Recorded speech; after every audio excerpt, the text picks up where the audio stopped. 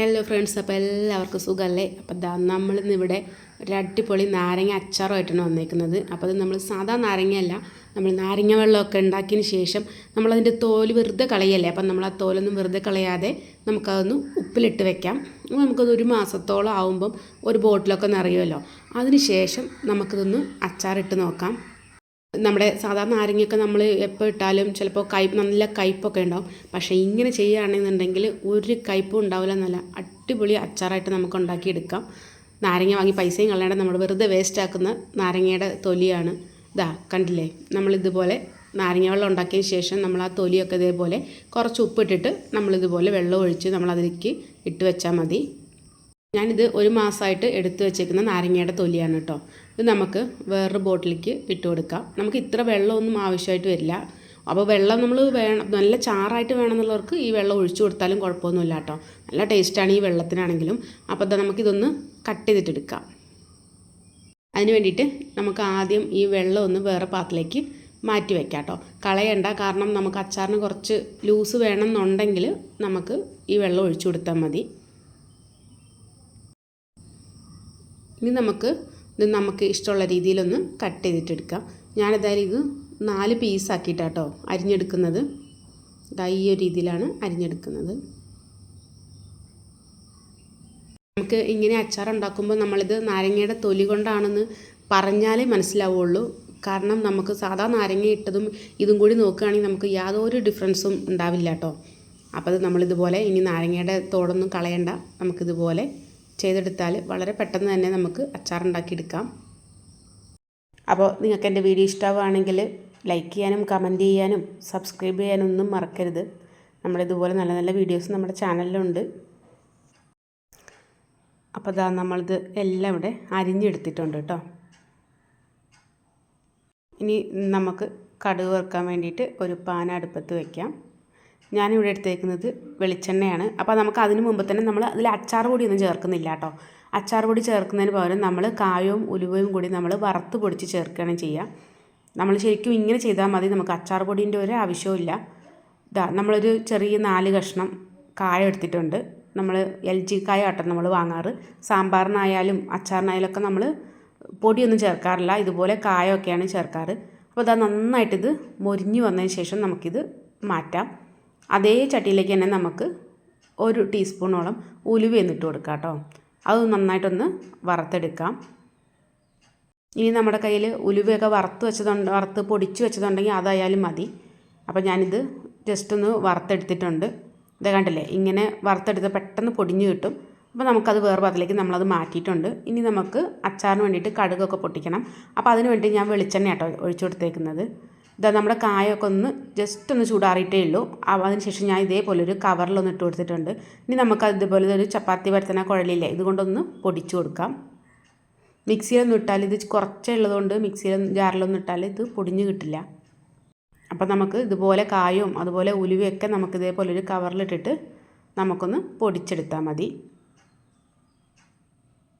കായത്തിൻ്റെ പൊടി ഉണ്ടെങ്കിൽ അത് ചേർത്ത് കൊടുത്താലും മതി, നല്ല കായ ആവണമെന്നുള്ളൂ. പക്ഷേ ഈ ഒരു കായത്തിൻ്റെ ടേസ്റ്റ് ഞാൻ പല പൊടികളും വാങ്ങാറുണ്ട്, പക്ഷേ ഒരു പൊടിക്കും ഈ കായത്തിൻ്റെ അത്ര ടേസ്റ്റ് കിട്ടാറില്ല കേട്ടോ. അതുകൊണ്ട് ഞാൻ പൊടി ഉപയോഗിക്കാറില്ല, ഞാൻ ഈ കായം മാത്രമേ ഉപയോഗിക്കാറുള്ളൂ.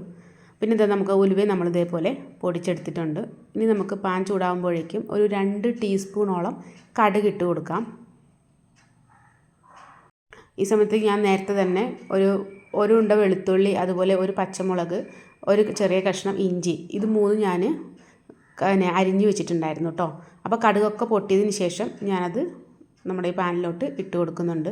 ഇത് നന്നായിട്ടൊന്ന് മൂത്ത് വരട്ടെ. നമ്മളിപ്പോൾ ഈ ഉണ്ടാക്കുന്ന ഈ അച്ചാറും നമുക്ക് ഇത് ഉണ്ടാക്കിയ ശേഷം അപ്പം തന്നെ നമുക്കത് കഴിക്കാം കേട്ടോ.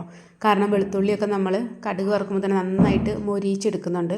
അതുകൊണ്ട് നമുക്കത് ഇപ്പം തന്നെ കഴിക്കാവുന്ന രീതിയിലാണ് നമ്മൾ ഉണ്ടാക്കുന്നത്.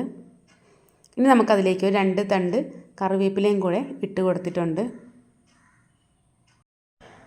അത് നന്നായിട്ടൊന്ന് മൊരിഞ്ഞ് വന്നതിന് ശേഷം നമുക്ക് പൊടികൾ ഇട്ട് കൊടുക്കാം കേട്ടോ. അപ്പോൾ അവിടെ നന്നായിട്ട് വെളുത്തുള്ളിയും ഇഞ്ചിയൊക്കെ മൊരിഞ്ഞ് വന്നിട്ടുണ്ട്. ഇനി നമുക്കതിലേക്ക് ഒരു 2.5 ടീസ്പൂണോളം ഞാൻ കാശ്മീരി മുളക് പൊടിയാണ് ചേർത്ത് കൊടുത്തേക്കുന്നത്. എരിവ് അധികം നല്ലോണം വേണമെന്നുള്ളവർ നല്ല എരിവുള്ള മുളക് പൊടി തന്നെ ചേർത്ത് കൊടുക്കാം. അതിൻ്റെ ഒപ്പം തന്നെ കുറച്ച് കാശ്മീരിയും കൂടെ ചേർത്ത് കൊടുത്താൽ നല്ല കളറുണ്ടാവും. പിന്നെ 1 ടീസ്പൂണോളം നമ്മൾ മഞ്ഞൾപ്പൊടി ഇട്ട് കൊടുത്തിട്ടുണ്ട്. പിന്നെ നമ്മൾ പൊടിച്ച് വെച്ചിരിക്കുന്ന ഉലുവാപ്പൊടിയും അതുപോലെ കായത്തിൻ്റെ പൊടിയും കൂടെ ചേർത്ത് കൊടുത്തിട്ട് നന്നായിട്ടൊന്ന് വഴറ്റിയെടുക്കണം. മുളക് പൊടിൻ്റെയും മഞ്ഞൾപ്പൊടിൻ്റെയും ഒക്കെ ആ പച്ച മണമൊന്ന് പോയി കിട്ടുന്നത് വരെ നമുക്കൊന്ന് ഇതേപോലെ ഒന്ന് വഴറ്റിയെടുക്കാം കേട്ടോ. ഇനി നിങ്ങൾക്ക് അച്ചാർ പൊടി ഇട്ട അച്ചാറാണ് ഇഷ്ടം, ഇങ്ങനെയല്ല എന്നുണ്ടെങ്കിൽ ഈ മുളക് പൊടിയും മഞ്ഞൾപ്പൊടിയും ഒന്നും ആവശ്യമില്ല, കുറച്ച് അച്ചാർ പൊടി ഇട്ട് കൊടുത്താൽ മതി. പക്ഷേ അതിലേറെ ഒരു 100% നല്ലത് നമ്മുടെ ഇതുപോലെ അച്ചാർ ഉണ്ടാക്കുന്നതാണ് കേട്ടോ. അച്ചാർ പൊടിയെക്കാട്ടിലും ടേസ്റ്റും ഉണ്ടാവും, ഗുണവും ഉണ്ടാവും. നമ്മുടെ പൊടിയൊക്കെ ഇവിടെ മൂത്ത് വന്നിട്ടുണ്ട്. ഇനി നമുക്ക് അതിലേക്ക് നമ്മൾ അരിഞ്ഞു വെച്ച നാരങ്ങയുടെ തൊലിയൊന്ന് ഇട്ട് കൊടുക്കാം. ഇനി നന്നായിട്ടൊന്ന് വഴറ്റിയെടുക്കണം. നമ്മളിതിൽ വെള്ളമയമൊക്കെ ഉണ്ടെങ്കിൽ അതൊക്കെ ഒന്ന് വറ്റി വരണം. നമുക്ക് ഈ അച്ചാർ ഉണ്ടാക്കുമ്പം വെളിച്ചെണ്ണയ്ക്ക് പകരം നല്ലെണ്ണ ചേർത്ത് കൊടുത്താൽ ഒന്നും കൂടി നല്ലതാണ്. അപ്പം ഞാനിത് അധികം ദിവസങ്ങളൊന്നും ഇരിക്കാൻ മാത്രമൊന്നുമില്ല, അതുകൊണ്ടാണ് ഞാൻ വെളിച്ചെണ്ണ ഒഴിച്ചു കൊടുത്തത്. നല്ലെണ്ണ ഉണ്ടെങ്കിൽ നമുക്കത് നല്ലെണ്ണ ഒഴിച്ചു കൊടുക്കാം കേട്ടോ. നമ്മൾ ഇതുവരെ ഇതിലേക്ക് ഉപ്പൊന്നും ചേർത്ത് കൊടുത്തിട്ടില്ല. അപ്പോൾ നമുക്കിതൊന്ന് ജസ്റ്റ് ഒന്ന് ടേസ്റ്റ് ചെയ്ത് നോക്കിയിട്ട് ഉപ്പുണ്ടോ നോക്കിയതിന് ശേഷം മാത്രം നമുക്ക് ഉപ്പിട്ട് കൊടുത്താൽ മതി. കാരണം നമ്മൾ ഓൾറെഡി നാരങ്ങയുടെ തൊലി നമ്മൾ ഉപ്പ് വെള്ളത്തിലാണ് ഇട്ട് വെച്ചേക്കുന്നത്. അപ്പോൾ ഞാൻ നോക്കിയപ്പോൾ ഉപ്പ് കുറവൊന്നുമില്ല. പിന്നെ ഞാൻ 1 ടേബിൾ സ്പൂണോളം ശർക്കര ഇട്ട് കൊടുത്തിട്ടുണ്ട്. കാരണം അത് ഓപ്ഷനാണ്, ആവശ്യമുണ്ടെങ്കിൽ മാത്രം ഇട്ടോട്ടെ. ഞാൻ സാധാരണ പഞ്ചസാരയാണ് ചേർക്കാറ് അച്ചാർ ഉണ്ടാക്കുമ്പം, ഒരു പ്രത്യേക ടേസ്റ്റാണ് കേട്ടോ. അപ്പോൾ എല്ലാവരും അച്ചാർ ഉണ്ടാക്കുമ്പം അധികമൊന്നുമില്ല, ഇതിൻ്റെ മധുരം ഒന്നും മുന്നിലേക്ക് നിൽക്കൊന്നുമില്ല. നമുക്ക് ശർക്കര ഇട്ടിട്ടുണ്ടെന്നേ തോന്നില്ല, പക്ഷേ മധുരവും പുളിയും ഉപ്പും എല്ലാം കൂടി ഒന്ന് ബാലൻസ് ചെയ്യാൻ വേണ്ടിയിട്ട് ഇട്ട് കൊടുത്തതാണ്. ഇത് ഇടണം നിർബന്ധമൊന്നുമില്ല, ഇല്ലയെന്നുണ്ടെങ്കിലും അടിപൊളി ടേസ്റ്റാണ്. അപ്പോൾ ദാ നമ്മളിവിടെ അച്ചാറൊക്കെ റെഡി വന്നിട്ടുണ്ട്. ഇത് കണ്ടാൽ ആരെങ്കിലും പറയുമോ നമ്മുടെ നാരങ്ങേൻ്റെ തൊലിയാണെന്ന്? നാരങ്ങ അച്ചാർ ഇട്ട പോലെ തന്നെ ഉണ്ട്.